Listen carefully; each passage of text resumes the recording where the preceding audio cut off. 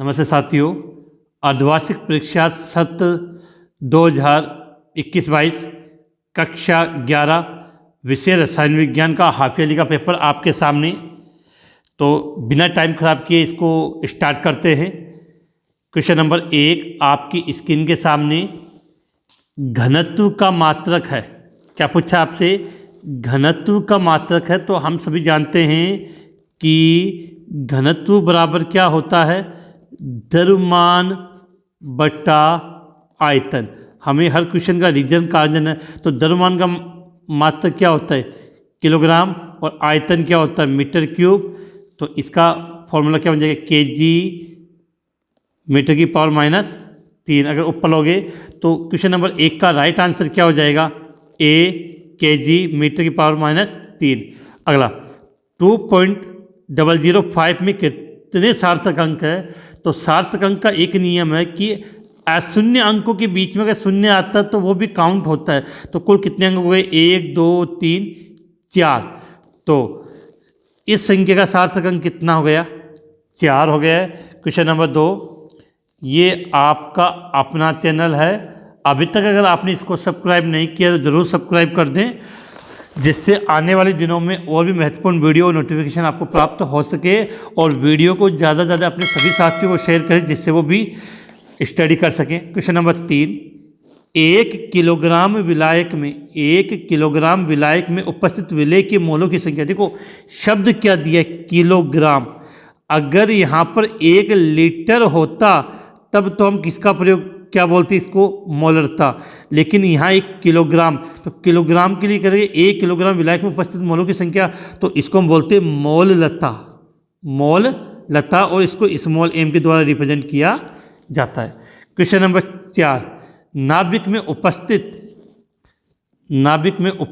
Question number 4 और 5 आपके सामने कि नाभिक में उपस्थित प्रोटॉन और न्यूट्रॉन की संख्या का योग कहलाता है। तो आप सभी जानते हो कि द्रव्यमान संख्या A बराबर क्या होता है? Proton plus neutron. तो प्रोटॉन प्लस न्यूट्रॉन का योग क्या कहलाता है? द्रव्यमान संख्या। और द्रव्यमान संख्या को हम किससे रिप्रेजेंट करते हैं? A से रिप्रेजेंट करते हैं। क्वेश्चन नंबर 5, 1865 में अष्टक का नियम किस रसायनज्ञ ने विकसित किया?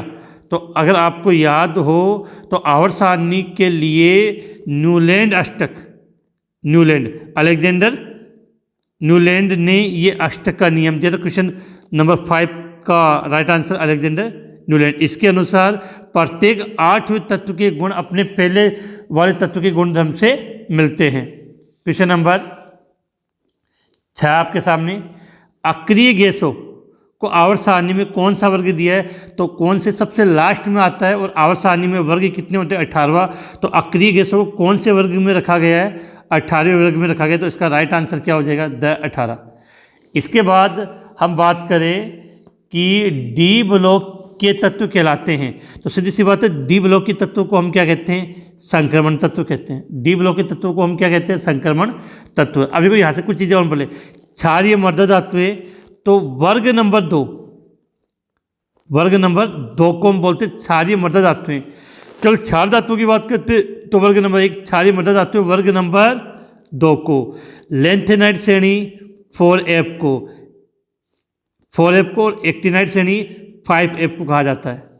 इसके बाद जल के अणु में आबंध कोण कितना होता है? तो देखो जो H2O होता है उसमें संकरण sp3 होता है, और sp3 का अकॉर्डिंग इसमें बंध कोण 109 डिग्री 28 मिनट होना चाहिए। लेकिन जल के अणु में 2 लोन पेयर होते हैं, और इसके आकृति इस प्रकार से होती है, एक H दूसरा H, एक लोन पेयर और ये दूसरा लोन पेयर। लोन पेयर होने के कारण इसका बंध कोण कम हो जाता है, और वो हो जाता है 104 डिग्री 5 मिनट। तो जल के अणु में आबंध कोण कितना होता है? 104 डिग्री 5 मिनट। अब देखो N2, ये N2 है, CO कार्बन मोनोऑक्साइड और नाइट्रोजन ऑक्साइड में आबंध कोटि होती है। तो बड़ा N2 नाइट्रोजन में अगर आपको पता हो तो बंध क्या होता है? N ट्रिपल बॉन्ड N होता है। तो नाइट्रोजन की आबंध कोटि कितनी होती है? 3 होती है। तो क्वेश्चन नंबर 1 से लेकर 9 तक के सभी क्वेश्चन मुझे उम्मीद है आपको इजीली समझ में आ गए होंगे। ये आपका अपना चैनल, इसको लाइक शेयर और सब्सक्राइब करना ना भूलें। वीडियो के लिंक में एक व्हाट्सएप ग्रुप का लिंक दिया है, आप उसको ज्वाइन कर लेना, जिससे व्हाट्सएप के माध्यम से आप मुझसे कनेक्ट हो सके और जितने भी नोट्स है वीडियो वो व्हाट्सएप ग्रुप के माध्यम से आपको पहुंचाया जा सके। इसके बाद हम नेक्स्ट क्वेश्चन की तरफ आगे बढ़ते हैं। क्वेश्चन नंबर 10 कि लिथियम मतलब Li का आपको क्या देना है, इलेक्ट्रॉनिक विन्यास। तो लिथियम का इलेक्ट्रॉनिक विन्यास क्या होता है, 1 यहाँ लिखता हूँ 1s2। जो लिथियम का परमाणु क्रमांक होता है 3, तो 1s2 और 2s1 है। तो देखो इसमें लिखा 1s2 1s1, तो इसका राइट आंसर ये हो जाएगा। अब अगला MgOH होल ट्वाइस, नाम होता है मैग्नीशियम हाइड्रोक्साइड की जलीय, तो निलंबन नहीं, गलती से मिसप्रिंट है, क्या लिखा हुआ है, विलियन। तो MgOH होल ट्वाइस के जलीय विलियन को हम क्या बोलते हैं, तो आप सभी जानते हो मिल्क ऑफ मैग्नीशिया। क्या कहा जाता है, मिल्क ऑफ मैग्नीशिया। इसके बाद क्वेश्चन नंबर आपके सामने 12, काफ़ी अच्छा क्वेश्चन है।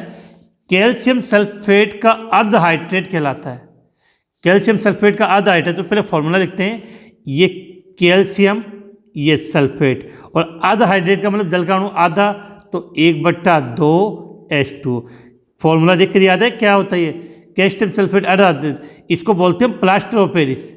अब तो ये जान गए होंगे, प्लास्टर ऑफ पेरिस, और शॉर्ट में बोलते हैं POP। और आपने सुना होगा टूटी हुई हड्डियों पर प्लास्टर करने में, किस पे, टूटी हुई हड्डियों पे प्लास्टर करने में हम इसका प्रयोग करते हैं। क्वेश्चन नंबर 13, आवर्त सारणी में क्षार धातुएं और क्षारीय मृदा धातुओं ब्लॉक में स्थित है। तो सीधे जानते हैं क्षार धातु का मतलब वर्ग नंबर 1 और क्षारीय मृदा धातु का मतलब वर्ग नंबर 2, और वर्ग नंबर 1 और वर्ग नंबर 2 कौन से ब्लॉक में आता है, आपका S ब्लॉक में। तो आवर्त सारणी में क्षार धातुएं एवं क्षारीय मृदा धातु को S ब्लॉक में रखा गया। अगला सीरियम 58 से ल्यूटेशियम 71, बेहतर नहीं होता बेटा, ल्यूटेशियम 71 तक के बीच के तत्वों की श्रेणी। तो सीधी बात है, इस श्रेणी को हम बोलते हैं लेंथेनाइड श्रेणी। क्या कहोगे इसको, लेंथेनाइड श्रेणी। तो पेपर हल करने के साथ हमें काफ़ी क्वेश्चन याद भी होते। तो हमने लिखा है सीरियम 58 से ल्यूटेशियम 71 तक के बीच के तत्वों की श्रेणी को हम क्या बोलते हैं, लेंथेनाइड श्रेणी कहते हैं। तो क्वेश्चन नंबर 1 से लेकर 14 तक के सब छोटे छोटे क्वेश्चन थे। अब बात करें क्वेश्चन नंबर 15, स्थिर अनुमान। ये स्थिर अनुमान नहीं होता, ये अनुपात है। बेटा क्या होता है कि बहुत बार पेपर प्रिंट में गलती हो जाती है, तो कोई बड़ी बात नहीं है। स्थिर अनुपात का नियम लिखिए। देखो शॉर्ट में समझा रहा हूँ कि इस नियम के अनुसार क्या होता है कि जब किसी यौगिक का निर्माण किसी तत्वों से होता है, तो उन तत्वों के द्रव्यमान का अनुपात सदैव समान होता है, चाहे यौगिक को किसी विधि या श्रेणी से प्राप्त किया गया। इसका आंसर आपके स्क्रीन पे आ चुका है, जो मेरी ऑनलाइन क्लास का एक स्क्रीनशॉट मैंने यहाँ पे लगाया है, यहाँ से आप इसको नोट कर सकते हो। तो इसका स्क्रीनशॉट है, आप भी इसका स्क्रीनशॉट ले सकते हो। इसके बाद नेक्स्ट क्वेश्चन की तरफ हम आगे बढ़ते हैं। हाइजेनबर्ग का अनिश्चितता का सिद्धांत लिखिए। बेटा ये बड़े क्वेश्चन है, तो यहाँ लिखने में परेशानी होगी, तो इनका जो आंसर है वो आपको आपकी स्क्रीन पे नज़र आ जाएगा। तो हाइजेनबर्ग की अनिश्चितता का सिद्धांत क्या था, तो ये स्क्रीन पे आपके आ चुका है। इसके द्वारा हम किसी भी कण की तरंग और संवेग को एक साथ अर्थातता के साथ ज्ञापन नहीं कर सकते। अगर एक को अर्थातता के साथ ज्ञापन करेंगे तो दूसरे में त्रुटि आएगी, दूसरे को ज्ञात करेंगे तो पहले में त्रुटि आ जाएगी। फिर बात क्वेश्चन नंबर 17, आधुनिक आवर्त नियम क्या है। देखो एक तो पढ़ी थी आपने मेंडलीव की आवर्त सारणी, आधुनिक आवर्त सारणी दी किसने थी, हेनरी ने। और क्या कहा था कि तत्वों के भौतिक एवं रासायनिक गुणधर्म, यहाँ लिख दूं मैं, कि तत्वों के भौतिक एवं रासायनिक गुणधर्म, तत्वों के भौतिक एवं रासायनिक गुणधर्म परमाणु क्रमांक के परमाणु संख्या के आवर्ती फलन होते हैं। आधुनिक आवर्त नियम, तत्व के भौतिक एवं रासायनिक गुणधर्म किसके, परमाणु क्रमांक के आवर्ती फलन होते हैं। अगर मेंडलीव के लिए पूछ लिया जाता तो परमाणु द्रव्यमान आ जाता। अब देखो नाभिकीय आवरण प्रभाव या परिरक्षण प्रभाव क्या था, देखो बड़े समझते हैं कि ये क्या आपका नाभिक है, ये कोष होते हैं अंदर वाले, और ये मान लिया बाहर वाले कोष। आपने बाहर वाले कोष में इलेक्ट्रॉन भर दिया तो नॉर्मली क्या पहले अंदर वाले में रह जाता है, कुछ विशेष कंडीशन होती है कि जब बाहर वाले कोष को में इलेक्ट्रॉन होते हैं उसके बाद अंदर वाले कोष में इलेक्ट्रॉन बढ़ जाते हैं, तो इससे क्या होता है कि बाहर वाले कोष पर नाभिक का प्रतिकर्षण कम हो जाता है। इसी प्रभाव को हम बोलते हैं नाभिकीय आवरण प्रभाव या परिरक्षण प्रभाव। इसकी डेफिनेशन इसको कैसे लिखोगे तो वो आपकी स्क्रीन के सामने है, तो इसका आप स्क्रीनशॉट ले लें। अब देखो क्वेश्चन नंबर 18, ऑक्सीकारक और अपचयक, तो ये नाम के अपोजिट है। ऑक्सीकारक के लिए आपको अभिक्रिया याद करनी होती है अपचयन, ऑक्सीकारक के लिए क्या याद करना है अपचयन, और अपचायक के लिए याद करना पड़ेगा आपको ऑक्सीकरण। ऑक्सीकारक के लिए तो अपचयन और अपचायक के लिए क्या याद करना पड़ेगा ऑक्सीकरण अभिक्रिया। तो सीधी सी बात है। अब आपसे पूछे ऑक्सीकारक व अपचायक, तो ऑक्सीकारक के लिए जो अपचयन की परिभाषा जो आपने पढ़ी है वो सब इसके लिए लिख कर आ सकते हो, और जो ऑक्सीकरण के लिए पढ़ा है वो किसके लिए लिख कर आ सकते हो अपचायक के लिए। इसके बाद नेक्स्ट क्वेश्चन की बात कर ले हम, और बाकी इनका आंसर आपको कैसे लिखना है कन्फ्यूजन हो तो चलो मैं एक स्क्रीनशॉट आपकी स्क्रीन पे लगा देता हूँ, वहाँ से आप इसको अच्छी तरीके से नोट कर सकते हो। इसका स्क्रीनशॉट लेकर अपने पास रख लो और बाद में इसको नोट कर लेना, ठीक है। अब क्वेश्चन नंबर 19, सोडियम हाइड्रोक्साइड के जो निर्माण की विधि होती है उसको हम कास्टनर केल्नर विधि कहते हैं। सोडियम और इसका जो मेथड है आपको क्या लिखना है वो आपकी स्क्रीन पे आ चुका है। ध्यान रखें कि सोडियम हाइड्रोक्साइड के निर्माण की जो कास्टनर केल्नर विधि है ये इसकी औद्योगिक विधि है, मतलब इसी के द्वारा इसका उत्पादन किया जाता है। इसके बाद अब हम बात करते हैं नेक्स्ट क्वेश्चन की ओर आगे बढ़ते हैं। अगला क्वेश्चन है आपका कि मानक इलेक्ट्रोड विभव से आप क्या समझते हो। मानक इलेक्ट्रोड विभव की अगर हमें डेफिनेशन लिखनी हो तो हम कैसे लिखेंगे कि एक अर्ध सेल में, क्या लिखा हमने, एक अर्ध सेल में 298 केल्विन ताप पर 1 मोल लीटर इनवर्स सांद्रता वाले